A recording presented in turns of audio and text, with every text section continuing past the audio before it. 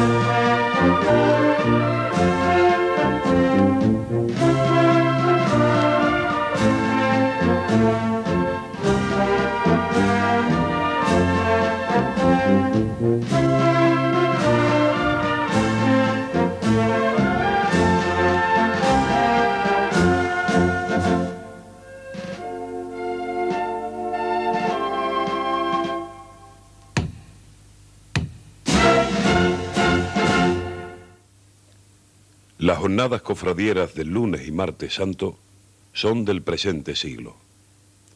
Hasta 1905, en que hace su primera estación de penitencia la Hermandad de Santa Cruz, estos días de la Semana Santa, además de ser laborables a todos los efectos, carecían de procesiones.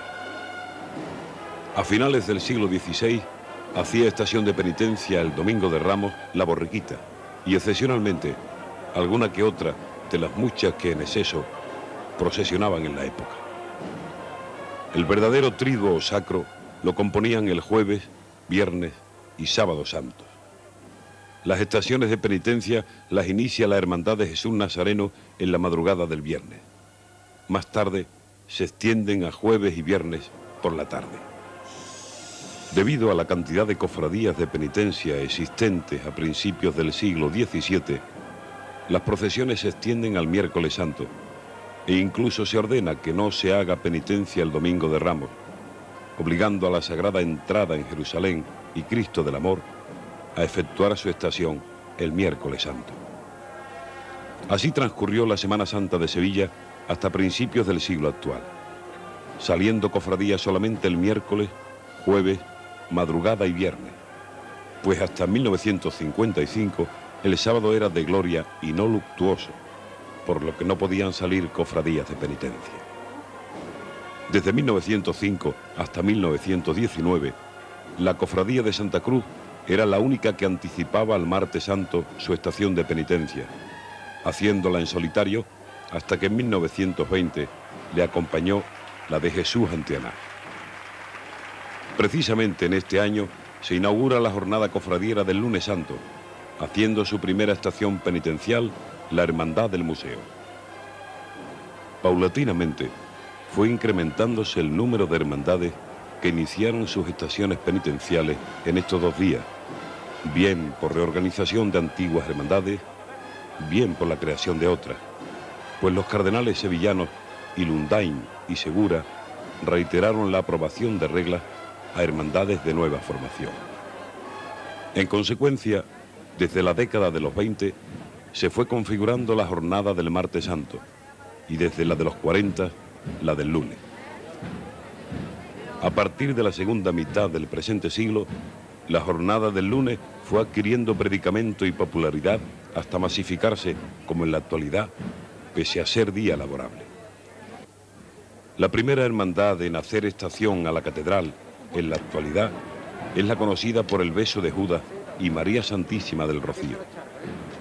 El arzobispo de Sevilla, doctor Bueno Monreal, aprobó sus reglas en 1955 y realiza su primera estación en el primer lugar del Lunes Santo de 1959.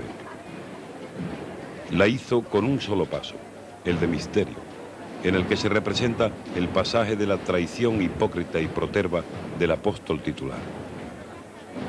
Así estrenó las figuras del popular imaginero Castillo Lastrucci, que tantas y felices aportaciones ha hecho a la Semana Santa de nuestro siglo. La representación iconográfica del Beso de Judas va sobre andas de madera oscura que han sido a lo largo de los años enriquecidas con valiosa labor de orfebrería debida a Fernando Marmolejo. A partir de 1961 sale la Virgen del Rocío bajo palio. No ha hecho pasos nuevos desde entonces. Los fundadores de esta hermandad pretendían hacer estación en la madrugada del Viernes Santo, por lo que su estructura procesional parece ir encaminada a hacer de bisagra entre las grandes devociones populares de las dos esperanzas. Un voluminoso paso de misterio como la Sentencia y las Tres Caídas, y una vocación mariana de reconocida popularidad, el Rocío. Hasta el atuendo nazareno está inspirado en el de ambas esperanzas, ya que está compuesto de túnica blanca de lanilla y antifaces, morado y verde, según paso Cristo o paso palio, y de pana en vez de terciopelo, distinguiéndose además en que las túnicas son de cola y no de capa.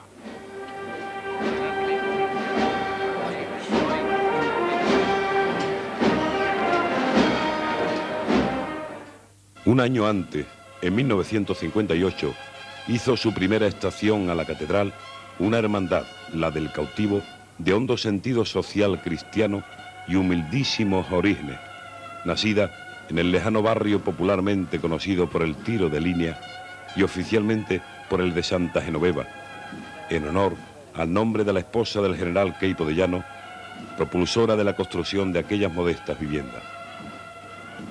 Los hermanos fundadores, reunidos en derredor de su párroco, don Antonio González Abato, el inolvidable padre Botella, dieron fehaciente testimonio de cristianismo practicante, volcándose en obras de caridad hacia la multitud de necesitados de la feligresía y del entorno.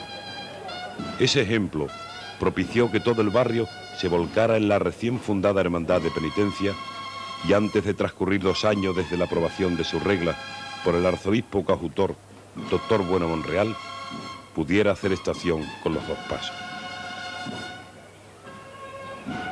Era entonces la cofradía de más largo recorrido, excediendo este de 10 kilómetros. El paso del Señor Cautivo es una bella muestra del estilo neobarroco actualmente imperante. El primer año salió sin dorar y alumbrado por faroles, pero pronto fue dorado y sustituyó esto por los clásicos candelabros de guardabrisa.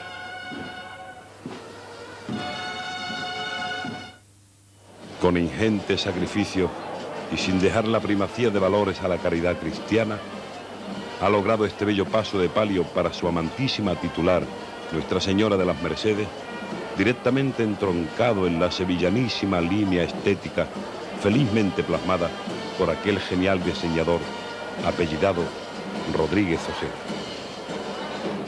Prueba del fervor que inspiran las devotas imágenes de esta hermandad y el pellizco que produce su arte profesional es la extraordinaria abundancia de su cuerpo de nazareno, doblemente meritorio si se considera lo penoso de la estación penitencial, por la referida distancia desde su capilla a la catedral y consiguientemente el dilatado tiempo que invierte en su recorrido.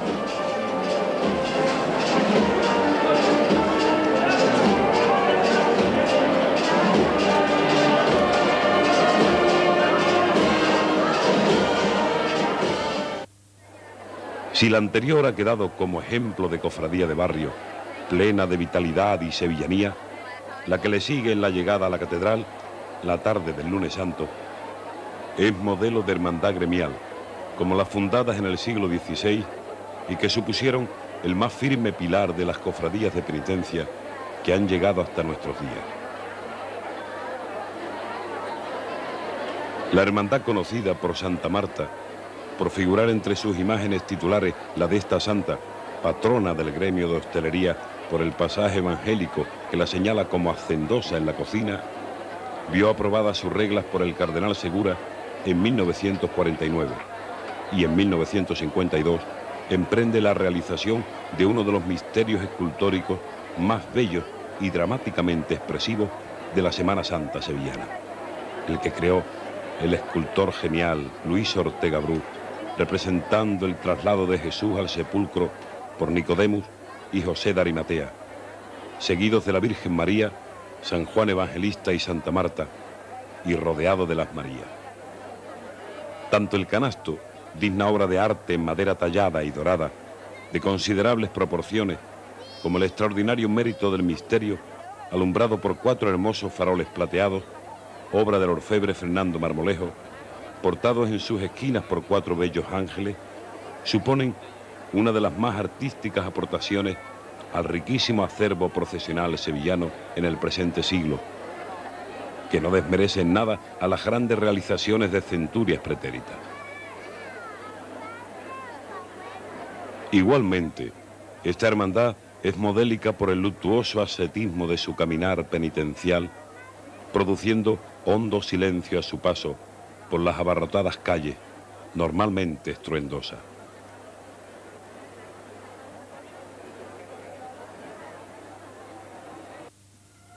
Fruto de la expansión del arrabal trianero allá por los años 40, fue el nacimiento del llamado Barrio León y de su parroquia, erigida bajo el nombre de San Gonzalo, llamada así por el general Queipo de Llano, impulsor de la construcción de las numerosas viviendas sociales en su entorno. Y como en Sevilla no puede haber barrios sin su hermandad de penitencia, porque estas son flores silvestres que nacen espontánea y necesariamente allí donde haya un grupo de sevillanos cabales. Recién habitado el barrio, nació esta cofradía en la que se contempla el pasaje pasional de la presencia de Jesús ante Caifás. En 1942 se reúnen sus fundadores y ese mismo año aprueba sus reglas el cardenal Segura. Todo rapidísimo. Desde entonces, todo el barrio se afana en la consecución de todos los trabajos conducentes a la salida de la cofradía. Afán que dura 6 largos años, consiguiendo al fin sacar el paso de misterio y 7 años después, el de palio. Desde entonces ha ido enriqueciendo ambos pasos, aumentando el número de nazarenos, entre los que figuran numerosos escolares de los salesianos de Triana, y haciendo últimamente un recorrido por el barrio en medio del calor popular.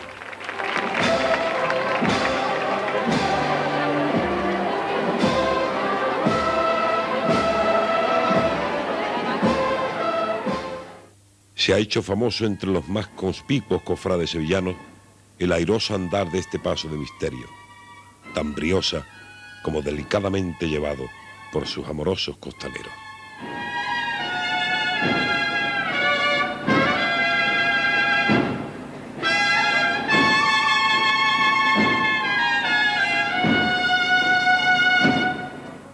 Desde 1944 desfila el lunes santo la nueva cofradía de la Veracruz, fundada 2 años antes y aprobada sus reglas por el cardenal Segura.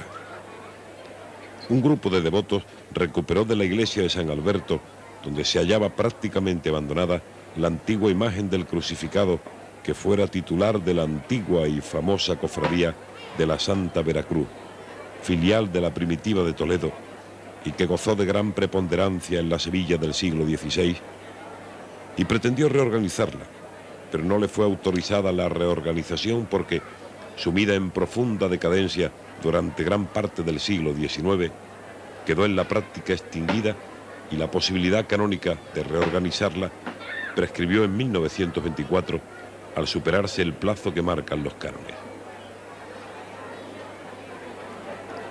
Por tanto, la nueva cofradía de la Veracruz no está autorizada a usar los títulos de la primitiva, y las numerosas gracias, bulas y privilegios, indulgencias, etc., que diversos pontífices concedieron a la extinguida corporación, han prescrito. Sobre este serio y sobrio canasto, tallado en los talleres de ese devoto cofrade que fue don Manuel Casana, hizo estación hasta 1955 como único paso. Entre este y el actual, el Cristo de la Vera Cruz procesionó sobre este otro que vemos salir de su capilla.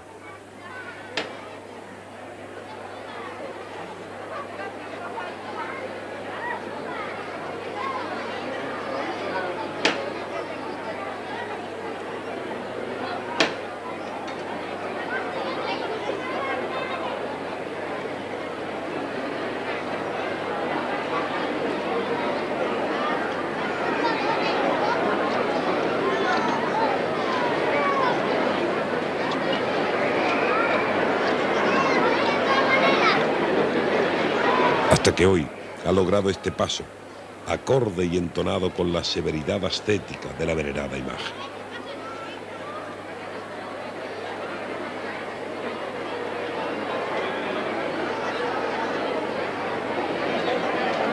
Desde 1957, la imagen de la Virgen de las Tristezas, obra del escultor contemporáneo Antonio Illanes, sigue bajo palio al Cristo. Para conferirle prestancia antigua, la Virgen de las Tristezas va bajo el bello palio que para la Virgen de Loreto bordara Patrocinio López y que luego adquiriera la Hermandad de San Vicente para su Virgen de los Dolores. Solo usa del mismo el exterior de las caídas, que han sido pasadas a nuevo terciopelo, pero que por su color luctuoso, añejos bordados y forma de cajón, imprimen al paso la seriedad y vetustez pretendida. La Hermandad de las Penas de San Vicente es una de las que mayor apogeo han alcanzado en la efervescencia cofradiera de estos últimos 50 años. Pese a que fue fundada en 1875 y haber hecho estación varios años a partir de 1878, el Domingo de Ramos, y con paso de misterio prestado, como quiera que al cabo de 5 años dejó de hacer estación por entibiamiento de la devoción, esta cofradía encaja justamente en el hoy privilegiado lugar de la jornada cofradiera del Lunes Santo.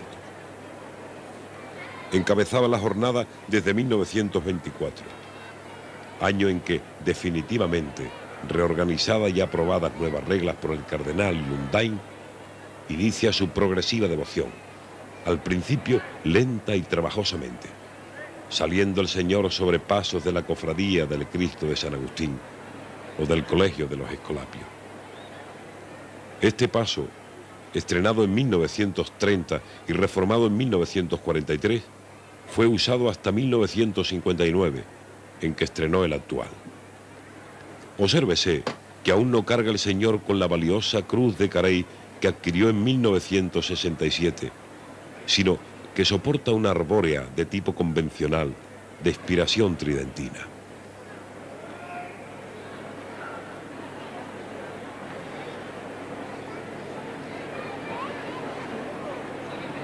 Las nuevas andas, que recuerdan mucho a las del Gran Poder, constituyen una obra de arte y exponente de la artesanía de la talla, la policromía y el bordado de nuestro siglo.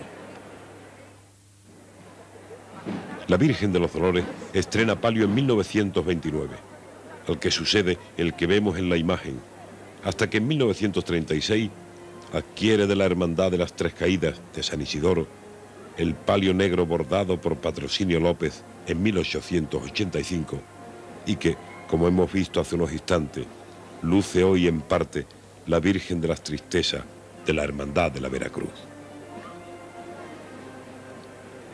También obra de la famosa bordadora Patrocinio López es el manto que luce tras reformar en 1952 el que fuera bordado en 1879. En 1953, al estrenar el palio azul, inicia la consecución de ese conjunto artístico que es el actual pasopalio, este sí, con personalidad propia. La actual Hermandad del Cristo de las Aguas tuvo su origen en Triana, a mediados del siglo XVIII y en Triana, en la iglesia de San Jacinto, residió hasta que en octubre del 42 un incendio fortuito en su capilla carboniza sus imágenes titulares. Encarga nuevas imágenes y desde entonces peregrina por las iglesias de Santiago y San Bartolomé, hasta que viene a residir en la capilla de la calle 2 de Mayo, donde hoy continúa. En el siglo XVIII sacaba dos pasos. En el primero, el crucificado y al pie de la cruz un ángel arrodillado, recibiendo en un cáliz la sangre y el agua que brotó del costado del Redentor. En el otro, la Virgen del Mayor Dolor, bajo palio.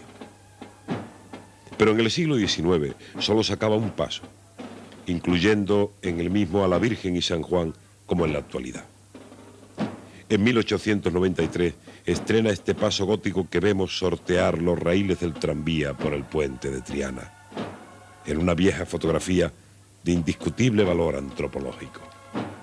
Mayor riqueza de detalles sobre imágenes y canastos ofrece este grabado de principios de siglo, en el que podemos recrearnos con la visión detenida de la impresionante imagen del Cristo desaparecida y con el trabajo de ebanistería del canasto del paso.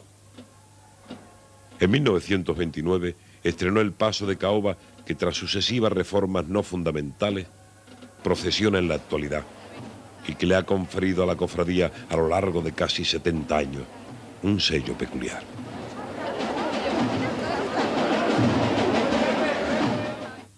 En 1969 saca paso de palio para la Virgen de Guadalupe Dolorosa, pues su titular del Mayor Dolor continúa formando el pasaje del Calvario, tras añadir en 1947 la imagen de la Magdalena al pie de la cruz. Poco a poco ha ido terminando el paso de palio azul, pleno de gracia y sevillanía.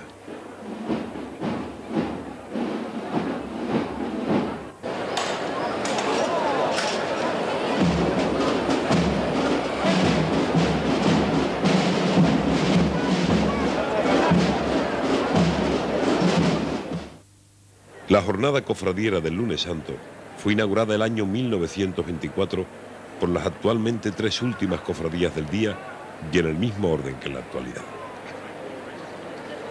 El brillante colofón lo pone la Hermandad del Museo, que como las anteriormente comentadas, ha experimentado un esplendor extraordinario en el último medio siglo. Pues anteriormente sufrió avatares sin número que le obligaban a transcurrir largas etapas sin hacer estación. Hasta 1921 lo hacía el Viernes Santo y en penúltimo lugar, con un solo paso. Hasta el último tercio del siglo XVIII, esta hermandad sacaba un primer paso alegórico que representaba un sol y la luna eclipsada. En los últimos años del siglo XIX, la Archicofradía del Amor, que residía en la capilla del Dulce Nombre de Jesús, Amor, adquirida por la hija de su mayordomo, señor Ponce de León, prestó las andas que para su Cristo tallara Gijón a la del museo, sobre las que hizo estación hasta que en 1902 estrenó un paso de estilo gótico que le duró hasta que en 1940 estrenó el actual.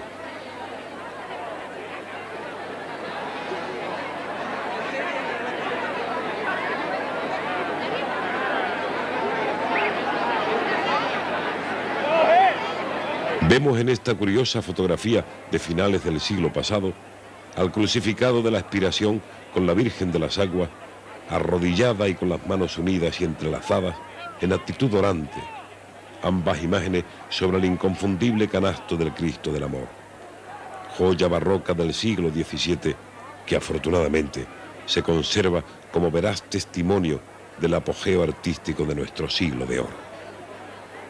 El paso gótico que sucedió al anecdótico anterior es el que muestra esta tan curiosa como antigua fotografía. El conjunto del paso, estrenado en 1940, constituyó en su tiempo un acontecimiento que causó notoria sensación. Merece la pena recrear la vista unos instantes en tan bello altar itinerante.